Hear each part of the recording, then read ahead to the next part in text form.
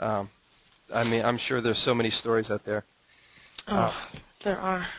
Yeah. one question, Judith, in Yes. regards to the international runs, Mhm. is there one story that kind of sticks out in your mind of people who maybe didn't know Terry Fox and they were inspired in a different way, that might have surprised you a little bit?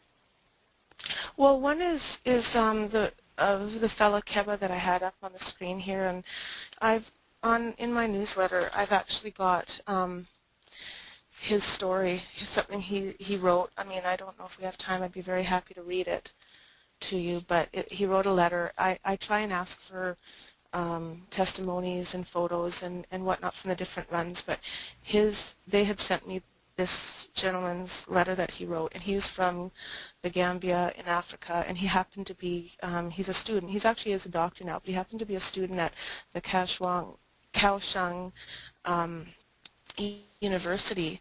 Never had heard about Terry before ever, and he was he participated in the event. The actual university puts the event on, and his story and how he was so overwhelmed with emotion, and you know, he only read about Terry. Didn't even see anything, and so I mean, for me that was the most touching. Um, you know, halfway around the world, and that one I think is the most touching for me is this fella, and he's going to have a run 2010 in the Gambia. I've been corresponding back and forth with him now, and I've sent him the DVDs so he can see for Terry himself. And but you know, there are many. We have another new run in Chennai, India, and the the organizer, it's a brand new run. They just had it on August 30th, and a 16-year-old boy had always done the run in Dubai, and their home is Chennai, India, but they were parents working in Dubai, and this kid is amazing. He's a Menzies member, so he's brilliant, but he was diagnosed with a rare type of, I can't even think of what it is, what type of cancer he has right at the top of my head, but in January, and he went to India for treatment and was quite upset that there wasn't a run. So his mom decided to do their own event, and it was very successful. And you know, we don't even know the details yet because it just happened. But yeah, there's Kandahar. Another thing about, you know, our being part of Canada. Our military are absolutely amazing. We had HMCS Quebec, Ville de Quebec, that did a run in France. It was postponed for a couple of months because they're off the coast of Somalia, protecting the warships that were, or the UN food ships that were taking food to Somalia, and they still, you know, they found time to do a Terry Fox run, and same with Kandahar. I think that one touches me the most, is that our Canadian military have, you know, what they go through on a daily basis, and they still are doing Terry Fox events. So Yeah. I could spend time and tell you so many stories, but It's just amazing. I yeah. mean, Terry is he's such a great Canadian hero, but the nice thing is now certainly he's being shared with the world. They get to hear his story, hear the story of the run and what he's done for cancer research. So I Yeah. know Canadians everywhere are so proud of Terry, and you know, I can only imagine if you being his sister, at times it certainly could be overwhelming. It is. It's surreal. It's really, I don't even know any words to really express how we feel. And even for our children, there's 9 grandchildren now. I have 4 kids. One of my daughters works for the foundation. Yeah. And it's, you know, it's always been